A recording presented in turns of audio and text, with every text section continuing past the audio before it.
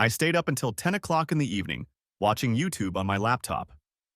There was a whole line of clips lined up on the right side of the screen, waiting to be watched. I was watching a clip about one of my favorite basketball players, Larry Big L Johnson. The clip showed a long-range shot at the last second whistle. With his long blonde hair gathered in a ponytail, he looked like a movie star. I knew Big L in college. He was a well-known player on the team, and he had an apartment in my building. We saw each other often, especially in the off-season. When he went pro, he was drafted by the Wizards, the team closest to my home in Virginia. 3 years ago, he retired from the NBA. Now he was a play-by-play announcer for Wiz TV. I watched his commercials because I was indulging in nostalgia. The next commercial had nothing to do with basketball. It was a news clip. It showed Big Al dancing with a beautiful blonde. They were at a club in Miami. The dance was pretty explicit. The blonde was my wife. The clip was filmed that night and just published. The caption read, "Big L. Another conquest?" I watched to the end, about 3 minutes, and downloaded the clip. Picked up the phone and called Lee's cell phone. No answer. Checking the time on the clip, I saw that it had been taken about an hour earlier and had just been posted. Lee was supposed to be at a business meeting in Miami, 4 days of conferences with several people from her advertising firm. One of them was my good friend Bart Kovach. I called him. He answered. "Hi Bart, it's Lee Martin." That's my name, but I call myself Marty. I heard a pause, then, "Marty, how are you doing?" "Not so good, Bart. Do you know where Lee is now?" "Shit, goddamn hell." "So she's with Big L?" "Bart, I need information. She's all over YouTube. My kids will see it in the morning, and everyone else in the world will too. I need to know if she's having fun with him, and if she's been having fun with him all this time." They had been there for 3 days and were going back tomorrow at lunchtime. They met on Tuesday when we arrived. We were checking in, and they recognized each other, probably back in college. She comes to the meetings in the afternoon, but she doesn't eat with us. Her roommate says she hasn't left the house once. I assume she's out partying with a guy. That's what we all thought. I'm so sorry, Marty. Me too. Will you see her in the morning? She has a plane to catch. I think I'll see her. She comes for morning meetings, not breakfast. I think she might be at the hotel, just in a different room. Okay, tell her not to worry about coming home. If she was even going to do that. He lives here too. I don't want to get into it with her. If she asks, I'll tell her. Fair enough. I'll see you around. Nah. Lee and I met in college when we were both in our 20s. We were juniors and taking math classes. The first day I walked into class, I looked around and saw the most beautiful woman I had ever laid eyes on. She was just sitting there doodling on a sketch pad. There were only 5 other students there, all guys. But she was sitting by herself. I sat down at the table next to her. She looked at me. Well, I see someone had the sense to take that seat. I wondered if I smelled something weird. I looked at the other guys. They were all nerdy and most likely very shy. I wasn't a nerd, despite going to an advanced math class. I was 5 feet 8 inches tall, 150 pounds, brown eyes, brown hair, not too bad looking. Women treated me normally, if not overwhelmingly. People told me I had a temper. I'd reply, "You don't smell funny," although I'd have to be closer to realize it. They're all shy nerds. And you're not a nerd? No, I can tell. I'm Lee Moore. She held out her hand. We shook it. And I'm Lee Martin. When we get married, you won't even have to change the monogram on your luggage and handkerchiefs. How convenient. She smiled at me, and the instructor entered the room. After class, Lee and I walked together to the Student Union building. She was a green-eyed blonde, 5'10", tall, with a medium figure. When she smiled at me, I was truly fascinated. I said, "I bet you were surprised when none of the guys in the class sat next to you. After all, every guy would have wanted to be next to you." "Thanks, I was surprised. I mostly have to scare guys away. You took advantage of my insecurity and now I can't talk you out of it." "I have another class in 20, but I'd like to take you out to dinner. Maybe tonight. Since we're in the same class, we should get to know each other better." "No dinner, sorry. I have a steady man and he wouldn't like that." I had to try. "Well, I hope to see you again." "Me too, I like you. At least we'll see each other in class." We did see each other in class twice a week. It was a difficult subject and I had to work hard on it. One day I asked her a question about a problem and she explained it to me. After the lesson, I asked her if she had any problems with the course. No, I'm doing fine with math. How about you? I have to take it for the chemistry department, but I'm spending a lot of time on it. Maybe you could give me a hint? Does that turn you on? I told you I have a boyfriend. No, I respect that. I just need some help. We can sit at the diner and go over subjects like you're my tutor. Okay, diner at 4 o'clock? Deal. During the meetings at the diner, I got to know Lee much better. She and I found common ground. We talked about many other things, not just math. One day, a large guy approached our table where the books were spread out. Lee looked up at him and smiled her killer smile. Marty, this is my boyfriend, Rashad. Rashad, this is Marty from my math class. I stood up and we shook hands. Rashad was a black man of medium build, 5'2", 220 pounds. He sat down next to Lee. We closed our math textbooks, and Rashad asked why I was taking this course. With Lee and all these nerds. I need an upper-level math course for my chemistry major. It will also help me with my programming. The three of us then started discussing why outside courses that didn't seem to fit were required for some majors. It was an interesting discussion. Rashad turned out to be a bright guy. I asked him about his major. Physical education. I play hockey, but I want to teach middle school if I can't make money from hockey. I could be a physical education teacher. Now that's a plan, bigger than mine. Chemists do get hired, and programmers too. I just don't know who exactly. What about you, Lee? I want to go into business. I have a business. I like the idea of making money. As the semester progressed, I saw Lee more and more often. I had an off-campus apartment, and one day I invited her and Rashad over for dinner. I also invited my roommate Stephanie, a senior in high school and just plain pretty. She and I had a friends with benefits relationship. Dinner went well. I made fish stew, spinach salad, and we also had cookies and ice cream. The women drank wine. Shed and I drank beer. Lee and Rashad left around midnight after we played bridge for a while. Surprisingly, all four of us enjoyed the game. It was a real competition, even though none of us had played each other before. Rashad and Stephanie were one team. Lee and I were the other. It turned out that Lee was into some weird betting systems, and I picked up on that. Gradually, we pulled away and won. Stephanie stayed the night. She was attractive, but we both realized that being friends with benefits was all we were going to get. She had a boyfriend in her hometown. I never asked her what he thought of us. That night was fateful in a way because Lee asked me to play in a two-person bridge tournament on an army base. I said yes. Meanwhile, Stephanie had Rashad's phone number. She must have gotten it at dinner, but discreetly. I saw them together about 2 days after dinner. They were walking across campus toward our building. I followed them at some distance. They went inside. I followed after them. They were just getting into the elevator. She lived on the 4th floor. That's where she was staying. What should we do? The bridge tournament was Friday, 2 days later. I just went to my house and relaxed. By the window, read, and watched. Rashad came out the front door about 2 hours later. I walked up to Stephanie's door and knocked. She yelled something but didn't answer right away. She looked flushed, wearing flip-flops and a tight dress, no bra. Hey, Steph. Need some company? Not right now, Marty. Oh shit, Marty. You've seen it. The way you showed up here, you saw. Yeah. So did you have a good time? Maybe this is meanness on Shad's part? I'd hate to do it, but I don't feel bad right now. I feel great. I'm sorry. Don't worry. I'm thinking about what to do in a situation like this. I just hope you don't mess things up between Lee and Rashad. He's just distracting me as much as you are.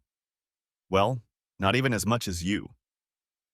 If you were in Lee's situation, would you want to know what Rashad confessed to? Yes. Me too. The bridge tournament was a lot of fun. The army men were very good at cards, but Lee and I placed 3rd out of 20. Not bad. She said we got points, whatever that meant. As we walked to my car, she asked me, "Why didn't you tell me about Shad and Steph?" I'm undecided. How did you find out? Steph told Rashad that you knew. That's when he brought it up. I'm sorry, my curiosity took over, and I saw them. What happened during the conversation? We decided to cool things off for a few weeks to see how we felt. Oh, good. Marty, I want you to take me to your house if you want. Oh, I want to. I drove, maybe not as carefully as usual, to the house. I parked and we walked quickly to the apartment. When we closed the door, it didn't take us long to jump on the bed and lay on it. An hour later, we fell asleep. I got up and brushed my teeth. Lee walked in just as I was finishing. I gave her a spare toothbrush. Getting rid of my morning breath also got rid of my morning redneck odor. At breakfast, Lee asked, "Was I as good as Stephanie? Was I as good as Shad?" We stared at each other, then she smirked. "He's bigger, but you're better. Steph is very good, but you're fantastic." From that day on, we had each other. Lee practically moved in with me. Rashad was against it, but he couldn't say anything. Anyway, it didn't take him long to find another prime victim. He visited Stephanie from time to time, too. In his senior year of high school, Big L had moved into this building. He lived on the 4th floor, too. Sometimes I saw him and Stephanie together. He didn't move in with her, but they were often seen coming and going together. We said hello and goodbye until one day Steph invited us over for dessert. Big L was there. We had a pleasant evening. I thought Big L was polite and smart and perhaps a little too attentive to Lee. Steph probably thought the same since we were no longer invited. Lee and I got married in our 20s when we graduated from high school. I got a job with the government, at the Pentagon, as a computer programmer. Lee got a job at a public relations firm. She did mostly advertising for companies. Advertising was supposed to influence government, senators, congressmen, and agency representatives. I inherited a house near work from my grandfather. It was rented, and the lease was coming to an end. We moved in. The house had 3 bedrooms, a large kitchen, my mother-in-law's remodeled garage, and a finished basement. There were a few things that needed to be finished. I did it with the help of one of my high school friends who had a construction business in Virginia. Lee got pregnant, and at 22 we had twin daughters, Betsy and Linda. They weren't identical twins, but they caused a lot of trouble. Lee took a year off and I cut back on work so I could give the twins the attention they needed. At the end of that year, I moved to contractor status, which meant I could work from home. Lee went back to work, part-time. When the girls turned 4, she transitioned to full-time. By then, they and I had developed a real routine and the contract work was going very well. I was making more money, but I wasn't getting any benefits. Lee's work became more and more intense, mostly because she was letting herself do it. She had the drive, and she got things done. My work depended more on creativity. Some of it went to the government, but some of it was just for me. I had 2 new ideas for systems that I thought could be profitable. I sat on them for a while. Lee was making a lot of money. The girls moved on to junior school at 13. I was 35 and in good shape. I ran and played table tennis. I know, it didn't seem to be that tiring. Try it sometime against good players. Before I saw Lee on video with Big L, I'd say our life was very enjoyable. For me, it was. On the other hand, we had been together for 15 years. I didn't think we were tired. Lee, on the other hand, seemed to think we were tired. I looked up where Big L lived, about 3 miles north of us. I wondered if what I had seen in Miami was something new or if it had been going on for a long time. One more thing. I asked the girls for DNA swabs and took one myself. This was the day after I informed them about the YouTube video. I felt like I had to do it so they wouldn't be ambushed at school. It was a Friday. They had school to go to. They had test papers and band class. Lee called at 10 o'clock. I saw it was her. I switched to voicemail. "Marty, pick up the phone, Marty, please. Marty, I love you. I made a mistake. I'll be back this afternoon." "Oh, shit." Sobs. One of the improvements I made to the house was the electronic entry system. I changed the code. The remodeled garage was idle. It was furnished with furniture. I moved Lee's clothes and other necessities in there. Just piled it all up. My mother and Lee's mother called. Each wanted to know what I was going to do. I wasn't sure, so I told them. I opened Lee's Gmail account. I scrolled through a month's supply of emails, old and new. I checked the trash can. No contact with Big L. There were a few emails about work and the conference. One or two were a little suggestive, but only from a guy at her work who was also going to Miami. Lee's plane was scheduled to land at noon. I didn't return any of her calls. I asked a friend to go to the airport to follow who was getting off the plane and the whole situation.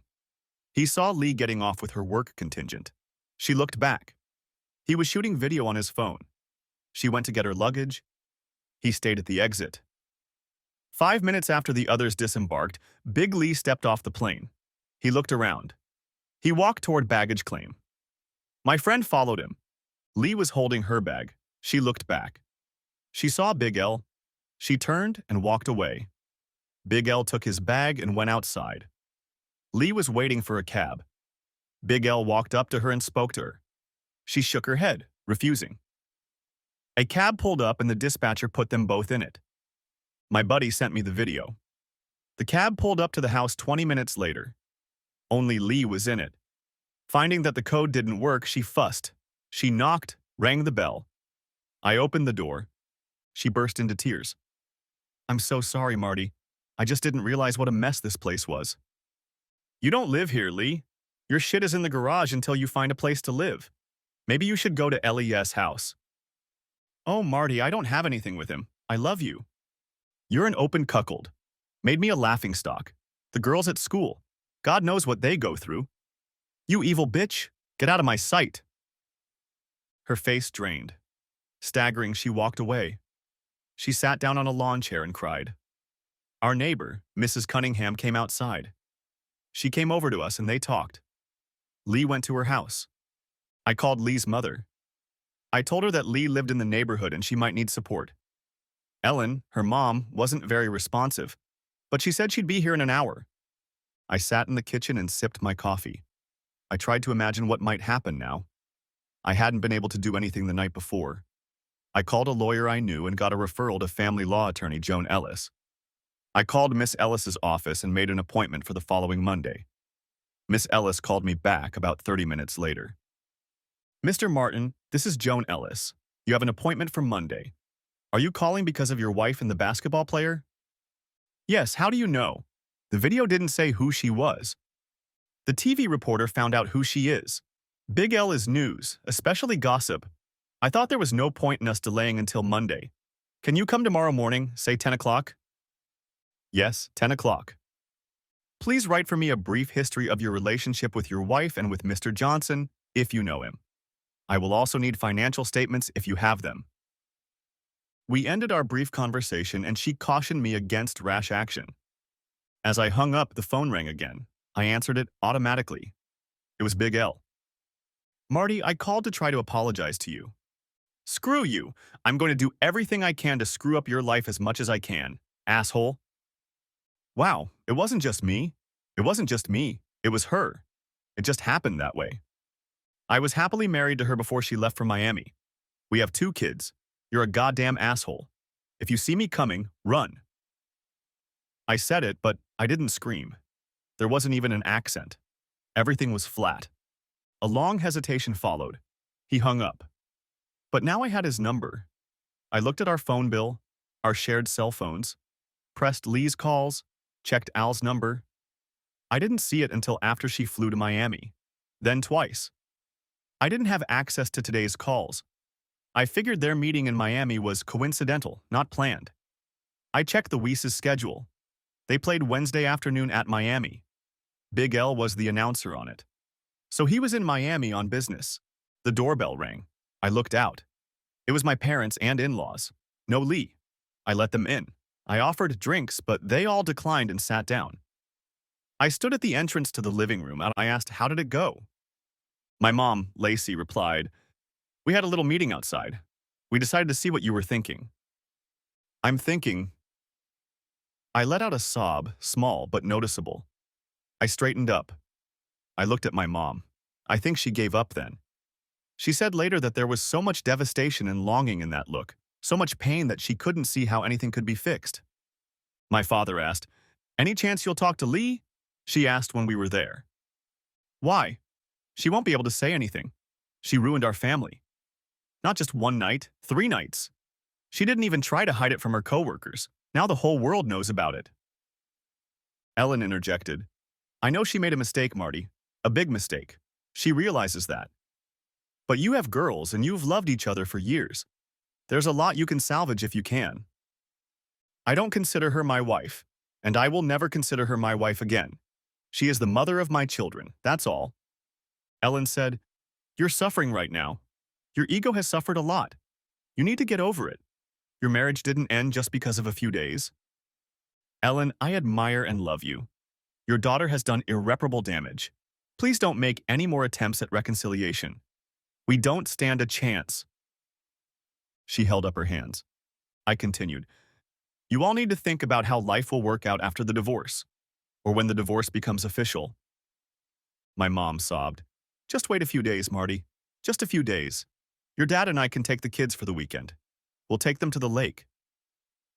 I agreed, and just then the girls got a ride on the bus. They ran up to the door, but the code had been changed and they had to knock. And what surprised them was that their grandparents were in the house. They wanted to tell them how school went. It hadn't been too bad. Betsy was good friends with Sharon Davis, and Sharon asked her about the video. Betsy said she hadn't seen it, but she knew about it. Sharon wanted to know if her parents were going to split up. Betsy didn't know. Linda didn't know. But I did. I told them we'd deal with it later. They weren't too emotional. Linda asked where her mom was. Ellen replied, "In the next room. The grandchildren wanted to talk to your father. But I think you girls should pack your bags for the weekend because you're staying with us. We'll take you to the lake." They were excited, but they wanted to see Lee. We sent them packing. I was against them going to see Lee. All four of the others thought it was necessary. I told them that Lee could see the girls on the porch. When they were packed, Ellen went to get Lee. Their suitcases were stowed in the car. They were waiting on the porch with the three grandparents. Lee walked up to them along with Ellen. The girls didn't run to her. They just waited. My second-floor bedroom window was open and I could see and hear. Lee knelt down in front of the girls and all three of them hugged. "Mom," Linda asked, "what did you do? How could you do that to that boy?" The last word was spoken with a sob. "I just made a really bad mistake. I have to try to figure out why. But I still love you girls and your daddy very much." Betsy was not impressed by this. She was the tougher of the two of them. "If you loved Daddy, you couldn't have done that. You videotaped the whole thing. How could you do that?" Now she was sobbing. Lee was crying. I'm so sorry, it was a bad mistake." Lee hugged Linda, but Betsy pushed her away. Lee got up and ran to her father's car. My parents put the girls in their van. They all drove off in different directions. I just sat on the bed, stunned and saddened. Then I got really, really angry. I was seething with anger. At Lee. At Larry. I thrashed around the room. I was screaming.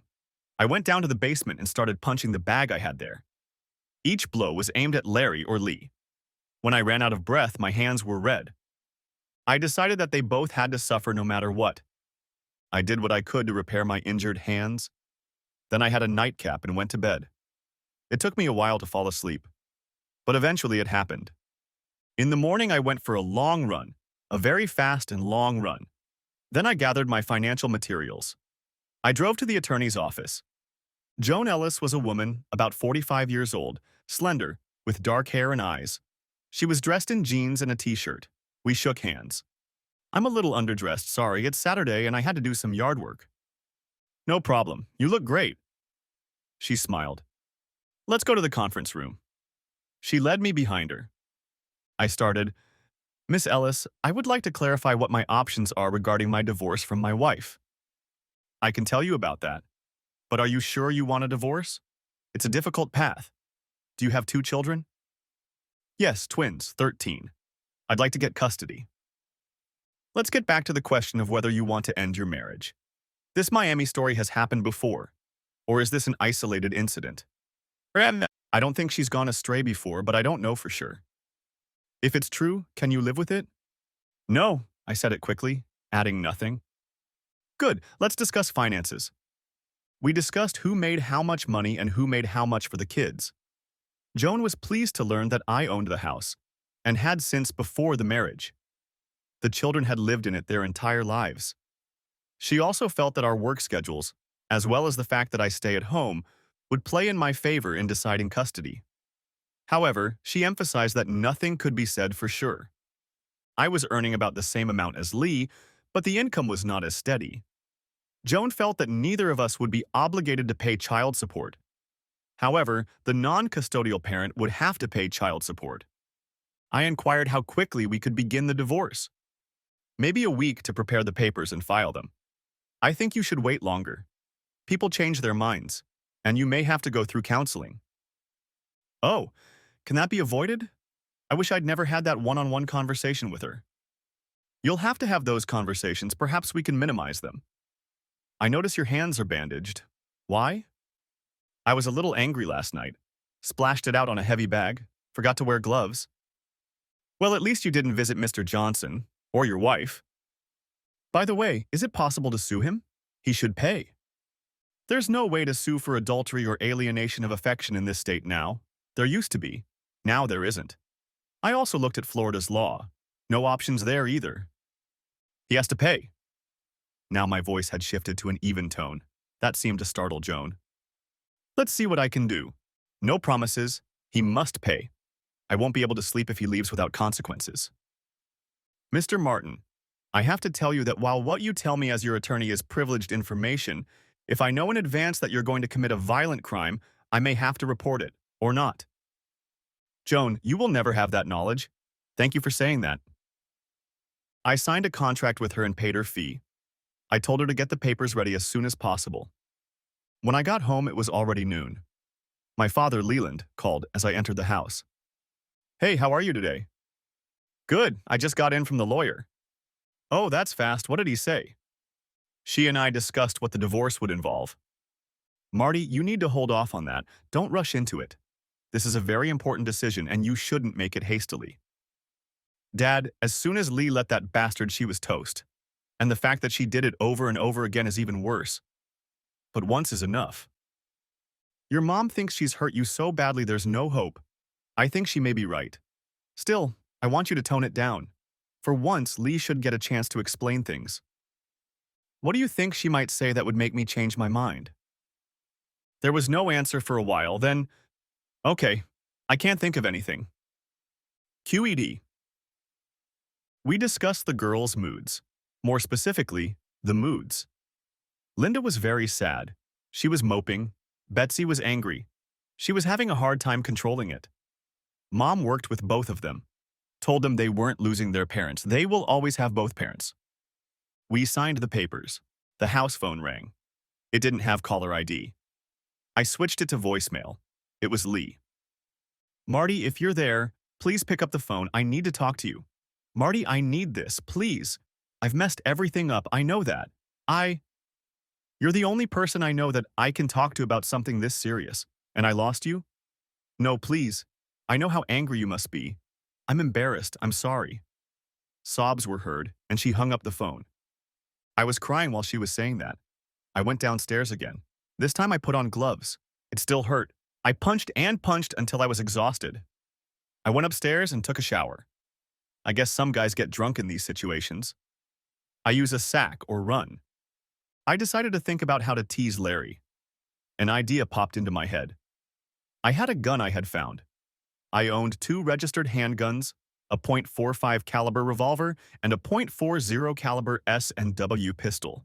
But one day, while jogging, I saw a glint in the long grass. It was a Taurus .380 caliber semi-automatic pistol. I took it home. It was loaded and working. I cleaned it. And then I noticed that the serial number was scratched off, so the gun was illegal. But I kept it anyway. I took it to the range one day. It was a good shot, I guess. I kept thinking about shooting Larry with it. But I had girlfriends, and I didn't want to end up in jail. Still, that asshole. I pushed those thoughts away. I felt this wasn't the time for me and Lee to talk. I knew we'd have to talk face to face sooner or later. But right now, the thought of meeting her almost made me sick. I sat alone in the house. A feeling of deep despair came over me. It was like a heavy blanket had been thrown over me, pressing me into the couch. It was hard to breathe. Suddenly, I was afraid, and I jumped up from the couch. If anyone had seen me then, they probably would have thought I was crazy. I knew I had to move. I set off at a brisk gait. It led me to Larry's house. I didn't linger there, but noted that there seemed to be almost no security there. It was a large new house close to the street. There was a hoop house in the driveway. There was no car, but there was a large garage in the back. I walked past it, made a loop and walked past it again, taking a few pictures on my phone. Then I passed Lee's parents' house farther north. Their cars were parked out front. Lee's car was still parked in my garage. I hurried past it. I went into a convenience store and bought a prepaid cell phone and a Diet Pepsi. Eventually, I made my way back to my house. It was 3 o'clock in the afternoon on a Saturday. I went inside and made a sandwich. I ate probably 3 bites. As soon as I stopped moving, the agonizing feelings came over me again. I pulled out a .380 caliber pistol. I drove out of town where a friend of mine had several acres of land with an outdoor shooting range. No one was there. He and his family were in Florida. I shot 2 boxes of ammo with the gun. It wasn't an expensive gun, but it was functional. True, it was a little heavier than a good pistol should be. On the way home, I stopped at a drugstore and bought 2 neoprene hip belts. When I got home, I adapted the hip belt to hold the .380 caliber pistol a short distance from my back. I tried running with it and it was fine. My cell phone was off all day, and I wasn't answering emails. I turned it back on. There were 11 phone messages, 20 or so messages from family, coworkers, and friends, and lots of emails. The phone messages were from Lee, Ellen, and my mom. They all contained the same message: please contact us, we need to talk. The texts were very similar. Some were from my dad and 2 were from Lee's dad, Milt, with one of them coming just a few minutes before. The texts from Milt were not like the others. In the first, he apologized for Lee's actions and for failing to raise a responsible daughter. In the second, he asked if I wanted to talk to him away from women. I called him. He answered his voicemail. I didn't leave a message, but he called back 3 minutes later. Marty, I had to take a walk to relieve myself. What's going on with you? I saw that you wanted to talk, Milt. Is there somewhere we can meet? How about Raymond Park near the hopscotch playground? Okay, in 30. Sure. I put on my jeans and slipped my .380 pistol into my pocket, just in case I saw Larry, who lived a half-mile from that park. I drove for about 10 minutes, passing Larry's house. I was at the park early and so was Milt. The park wasn't very big and there weren't many people in it. We shook hands and sat on a bench away from the playground. Milt said, I wanted to make sure you were all right. From what Ellen and your mom said, I was worried. I'm not fine, Milt. I feel worse than I've ever felt before. That's how I feel. Well, I remember when my mother died. It took me a year to get back to normal. I just kept working, one day at a time. That's what you have to do. Yeah, that's easy to say. And doing is damn hard. And after all, it's only been a day. If it makes you feel any better, Lee is almost catatonic. She hasn't eaten since she came to our house and she's only uttered 3 phrases. We're thinking about getting her some help. Are you, you're actually, you look a lot better than she does. Maybe it's guilt. She has it and you don't. I'm sorry to hear that, Milt, because the twins are going to need her, need their mom. I don't understand why she's so upset. After all, she did what she did, out in the open. Did she really think no one would find out? That I wouldn't find out? I can't believe it. Sooner or later, even without YouTube, someone on her staff, some of them are friends of mine, they would have found out about it. I don't think she was thinking anything at all. I think maybe she was suddenly in a foreign situation, away from her family, a famous guy chasing her. She just gave in to feelings that she normally suppressed. That's what I can say about that. You're so reasonable, Milt. But I think she's had a thing for Larry since high school and thought she could have her cake. So what are you going to do? Probably divorce her. Right now, I can't even think about her reluctance and anger. I hope I don't get sick from all this. Look, I know everyone else says you have to wait to decide something. But what about me?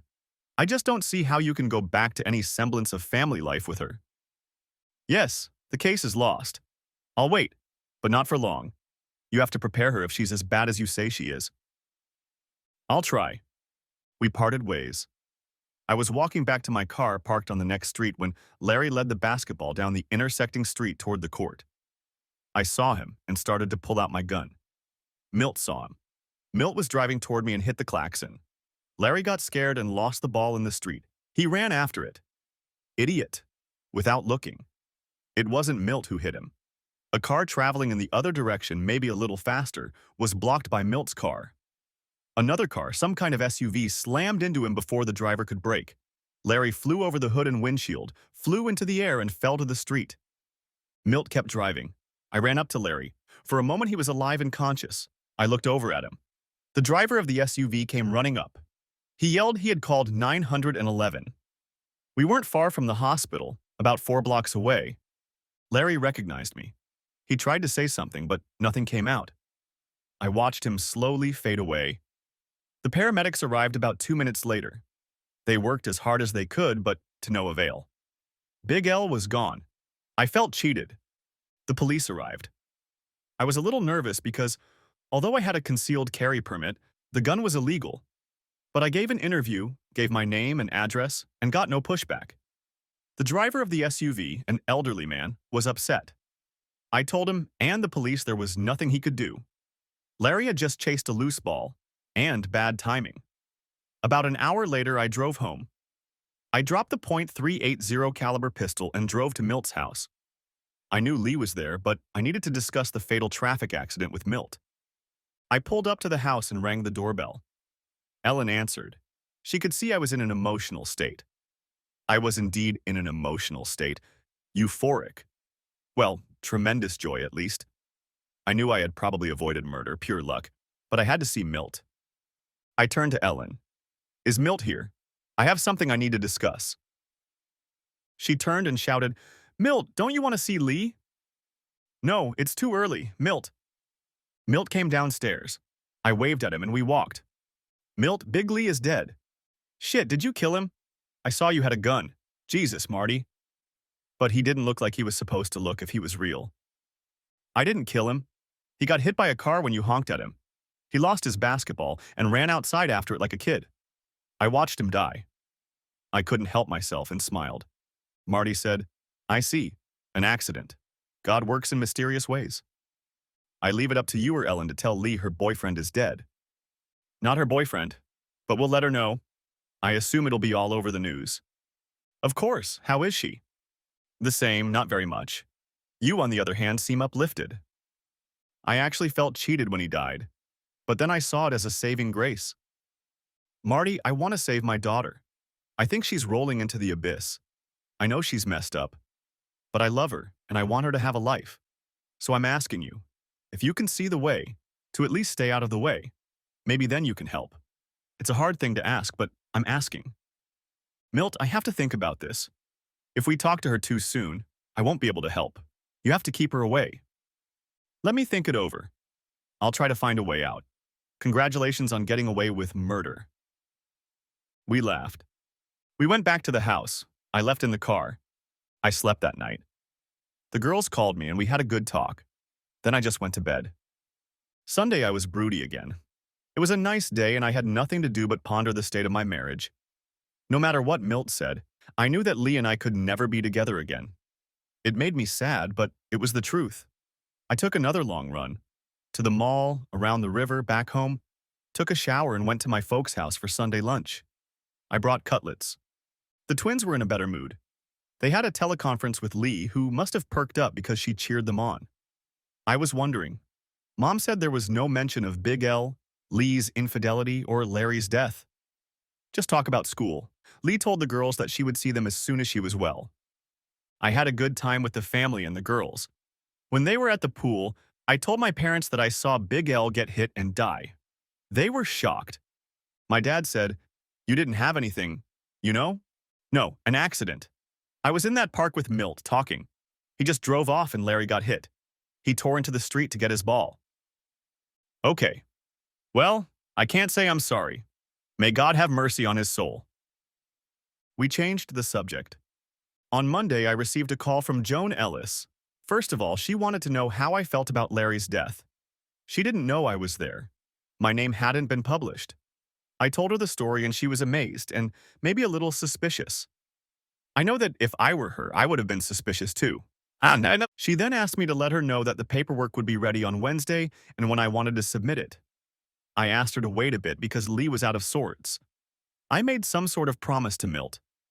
The kids decided to go to school even though Big Lee's death and his antics the week before were big news. I was left alone and decided to get some work done. I spent half a day in the army. For 2 or 3 hours, I did chores around the house. I picked up the girls from school after extra classes. We had pizza. That's what I knew how to cook, and they liked my pizza. We had a nice evening, but before going to bed, they both asked if their mom was coming back. I answered that question honestly. I don't think we'll have the same arrangement as before. I can't say what the future holds for us, but I don't think we'll go back to what we had before. Something different awaits us. But we'll both always love you too. On Tuesday, Milt called. Ellen was on the phone too. They wanted to meet. I said I'd come to Starbucks. While we were having drinks, Milt said he had contacted a psychologist who does couples counseling. He suggested that I participate with Lee. Ellen said that if we divorced on grounds of adultery, the court would probably order counseling anyway. Okay, I said. But if we really start looking into it, going deeper, I don't see how that's going to help her. I'm not going to lie. Ellen said, we're not asking you to lie. Just be gentler. Listen to the psychiatrist. Talk to Lee. Otherwise, I think she's in big trouble. Lee's accident seems to have scared her. We didn't tell her you were there. The first session was scheduled for the following Monday morning at 10 o'clock. I arrived promptly at 10, not wanting to wait in the room with Lee. The counselor was Sylvia Price, a psychologist and certified marriage counselor. She was a woman in her 50s, a little overweight but pleasant. She led us into her office. Up to this point, Lee and I hadn't spoken. She didn't look well. She was pale and constantly rubbing her hands together. Dr. Price told us about the nature of her practice, which included cases of marital infidelity. She asked me what my goal in counseling was. I would like to move on with my life. I hope to remain a good father to my children. I don't believe reconciliation in marriage is possible. Lee, what are your goals? I want my old life back. That may not happen. But I would like to remain Marty's wife even if things are different than they were before. Dr. Price looked at each of us. As I understand the situation, Lee went to Miami for a work conference. She met a man she knew from university, and they spent several nights together. The man was well known, and the two were publicly connected. So that's why we're here? Said Lee. Yes. I didn't believe my relationship in Miami would go public. I thought it would only happen when I was away from my family. Dr. Price asked, if that's true, why did you go dancing with Mr. Johnson? You must have known he was a famous man. I thought it would be fun. It wasn't far from the hotel. It was actually fun. I never, but you knew your coworkers would find out about your relationship. Of course, you realized that Marty would find out soon. Perhaps not as soon as he did. Let's leave that aside for now. Okay. Marty, could you explain why you're so sure the marriage is over? I looked directly at Lee, because Lee was the one person in this world that I loved and trusted the most. And when I saw that she was willing to betray me so easily and openly, I was devastated. My grandparents died in an accident. I felt bad for a long time and I was in pain. But that doesn't compare to this. Nothing. I would never, ever put myself in a position to be crushed like that. If Lee could do that to me, anyone can do it. I could never give her or anyone else that kind of power again. Lee was openly sobbing as I said this. I wanted to tell her everything I thought, that I would never trust her again. How do you feel seeing her like that? Just sad and also very angry. What she did to me was blatantly cruel. And to her children, too. Even if it was done stupidly, with no desire to hurt, it was so bad. And for what? 3 nights with some stud you wanted in high school? I looked directly at her as I asked this. Lee let out a sob. No. I don't know why I did it. Dr. Price said, calm down, Lee. It's true that you had feelings for Mr. Johnson. Yes, he was a big, handsome, famous guy. He was hitting on me at the time, but I was with Marty and I said no. I asked, then why did you say yes to Miami? I was feeling a little stale in the months leading up to it. We were all so busy. I was excited to spend a few days in Miami. I thought it would help rejuvenate me. But as soon as I got there, I saw Larry. He gave me a big hug and I realized I wouldn't put it off if he needed me. It was so fast. I can't understand it. I said, "We had a great time the night before you left, didn't we? Or were you faking it?" "No, it was real. I was still tingling from it on the flight. Shit, I'm so messed up." Lee cried again. My tears were flowing, but the simmering anger was coming back too. I didn't believe I could contain it. I stood up and went to the far office. I was about ready to hit the furniture when suddenly Dr. Price came out. "Why don't you go down to the men's room for a minute? I can talk to Lee alone, and then I can talk to you in private." So I did. The two of them spent about 15 minutes alone in there. Lee came out, no longer crying. "I'm sorry, Marty." On that note, she left. Dr. Price asked me, "Marty, what did you think of Mr. Johnson's death?" "I was there, you know. I watched him die. I was happy he was dead. I could have killed him myself, but he got hit first. It's probably not pretty, but it's the truth." "And now?" "Same thing, maybe even less so. This guy ruined my whole life over some bullshit. I feel cheated that I couldn't kill him." "So why does Lee's adventure with Larry mean ruining your whole life?" "I was a family man, nothing more than that.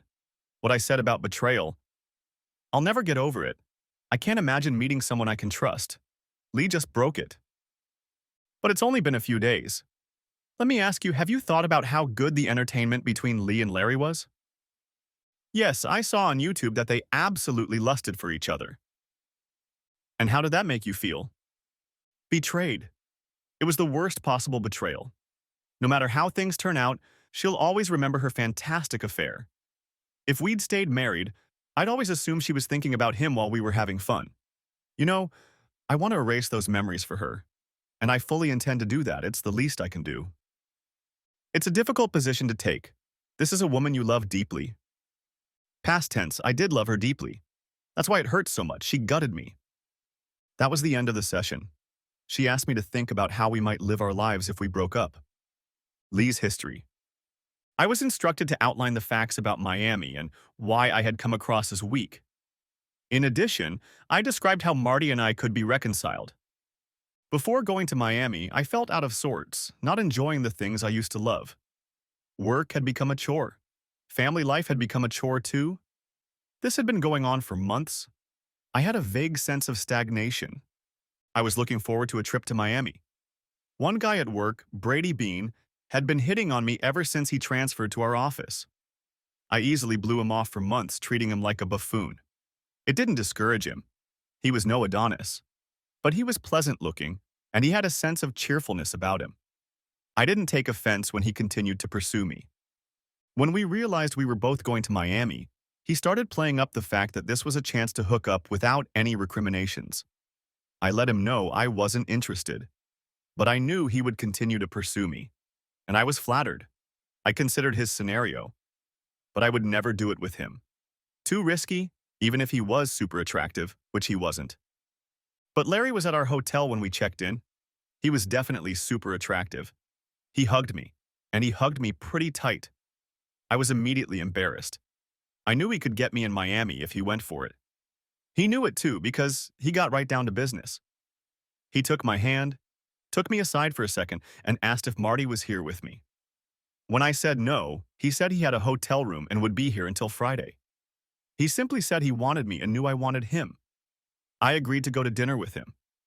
I can't fully explain why I was such an easy target. Slut.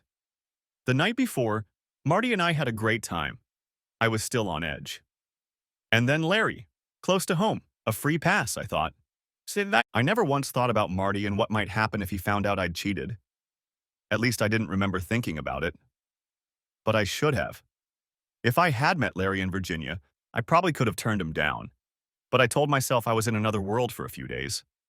At dinner, Larry and I knew we'd go straight back to his room. We skipped dessert. As soon as the door closed behind us, Larry pulled me to him, and after a while, we got down to business. The next morning, I missed breakfast with the team and only just made it to the meeting. There were some oblique glances thrown at me, but no direct comments.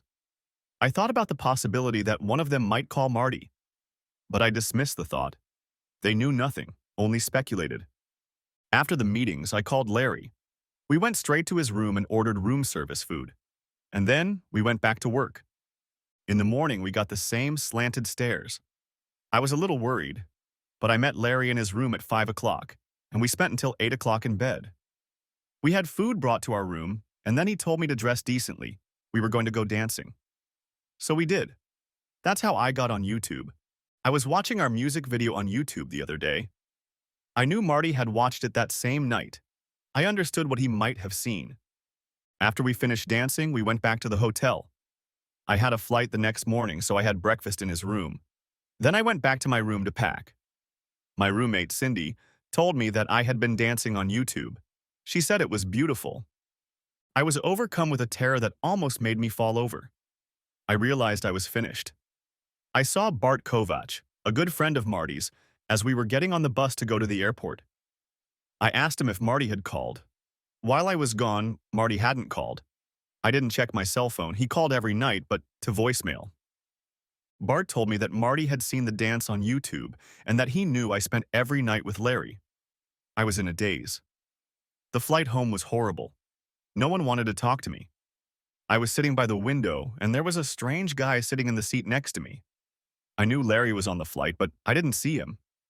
I got off the plane, but Larry was still nowhere to be seen. I got my luggage, and he came up to me.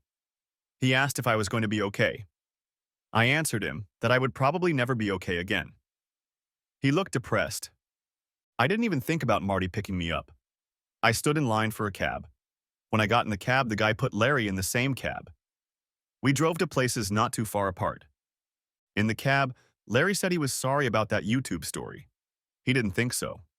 I told him I didn't want to talk. I asked the cab to drop Larry off first. I drove home and I couldn't get into the house. When Marty opened the door, I saw that he was completely devastated and angry. I ran away. I have been living with my in-laws ever since. I was in a state of almost complete stupor. I tried to talk to the girls, but Betsy pushed me away. How could I blame her? We talked on the phone. It was better that way. It took me an hour to get my head together. Now I go to counseling. After the first session, I believed my marriage was over. Marty's explanation of his feelings had clearly worked. Now I can't figure out how to deal with his anger and grief. And I don't understand how I can ask him to trust me again. I don't deserve it. And then there's Larry. He's dead. He was hit by a car. When my mom told me about it, I was so sorry. He asked me to call him when we were in the cab. To tell you the truth, I would have called, but he's gone. I feel empty again. If I ever have sex with a man again, I'm sure I'll remember sex with Larry. Except now, maybe not. I can't shake the feeling that if I'd resisted him, he'd be alive. It doesn't make sense, but it's there. I'm totally screwed. Marty again. Things are getting better at home. School for the twins has been difficult, but not impossible. Betsy is still angry. Linda misses her mother. Betsy does too, I think. They use the teleconference every night. Lee looks a little better, but it's hard to judge from the short time they've been talking. The second counseling session was similar to the first, except that we each had an individual session before the joint session. Dr. Price said, "Have you thought about what might have made your reconciliation possible?" "Yes, I couldn't think of any. I'm sorry." "Do you think if you had realized why Lee left Larry, you could have worked on trusting her? If you knew what caused it, and maybe you could figure out how to stop it?" "That's silly, I'm sorry. I think she just wanted to amuse the guy and thought she could do it without repercussions. Isn't that what she said?" But I didn't believe her. I believed her about lusting after Larry, but I believe she wanted to get caught. Why? That's a good question. Maybe you should ask her. "Doc, this isn't going to end with us being together. A senseless betrayal is impossible to overcome. Betrayal because she thought she could get away with it can't be overcome either. What if she wanted to get caught? And that might be the worst of it. That would mean she just wanted to get away from her family, from me, from her life. Wanted the drama.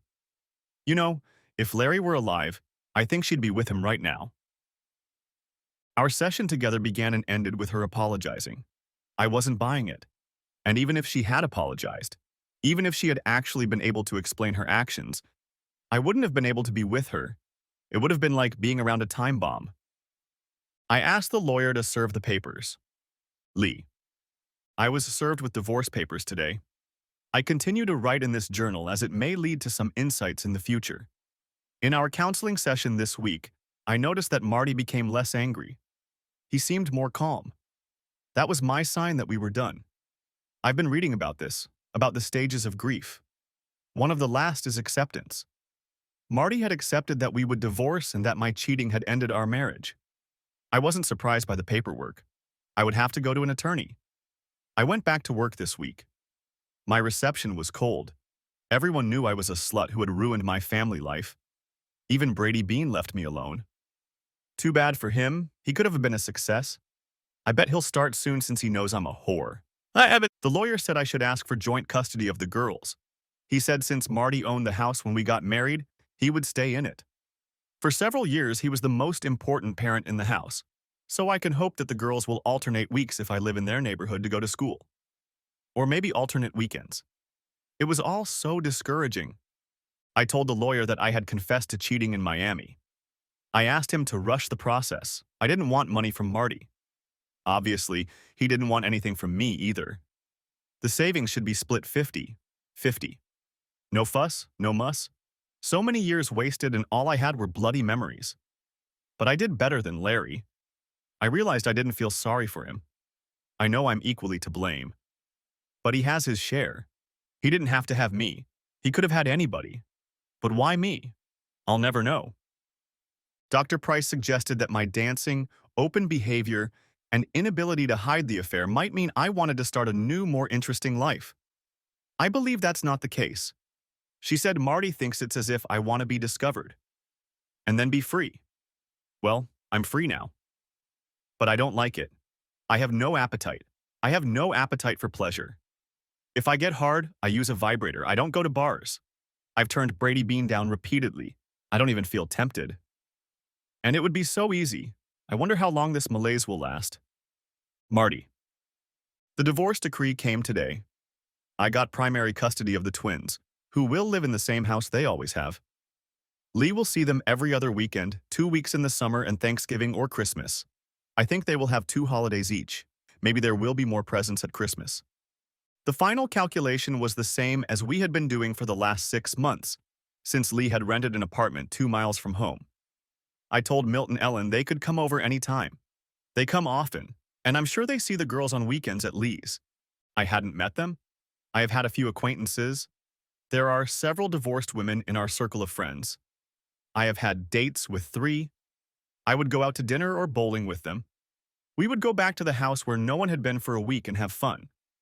But I made it clear to all 3 of them that the recent experience had scarred me, and that permanence or exclusivity was out of the question. They all know what happened. Everyone in our community knows, so they understand. I still feel like these 2 believe that someday I will overcome my scar. I don't think so. It's a long journey, and there's no reason to believe it has an end point. The pain I went through, the pure misery of seeing Lee with that asshole, will never leave me. To this day, when I think about it, it's just as strong. I try not to think about it. The twins have adjusted. Linda is good with Lee, but Betsy is not so easy. She's very good at holding grudges. She's a lot like me. Maybe that's a very bad thing. I haven't discussed it with Lee, just Ellen. Lee and I don't talk much. She knows I don't want any conversations. The less I see of her, the better. Seeing her is very painful. She must be avoided. Ellen says she worries about Lee, who has become a sort of recluse. I rarely see her on the street, even though we socialize in the same group and live not far from each other. I don't sympathize with her and probably never will. I never understood why she did what she did. I don't think she understands it either. The best I can do is write it off as a coincidence, and an unlikely one at that. Her vague displeasure, the opportunity to go to Miami, and most importantly, meeting Larry. Any 2 of those reasons probably wouldn't have provoked her. And now all 3 had happened. The marriage is ruined, adrift. Seen on the golf course, 1 year later. On Saturday, Milt Moore was playing golf. He was playing in his usual foursome. However, on this day, an old high school friend of his was substituting for one of the members of the group. That friend was Fred Cunningham. They had known each other since high school. Fred was an electrical engineer. As they walked from the 9th field, a private conversation had occurred between them. They hadn't talked about it yet, and certainly not over the phone. Milt asked, "How are you doing, Fred?" "Fine, I agreed to give it a try. I just followed him home." It was just like you said. He always went to play on Saturday afternoons if he was in town. He retired, but he wanted to play. I sympathized with him. I read about it in the Post. I couldn't believe it when he rushed out there. It was such a big decision for me. And it was made so quickly. I just did it. If he hadn't, I might not have been able to turn toward him. Your horn scared him. But I'm sure you were shaken afterward. I know I was. Everything worked not only perfectly, but more than perfectly. It was amazing. It was as if God had intervened to protect Marty.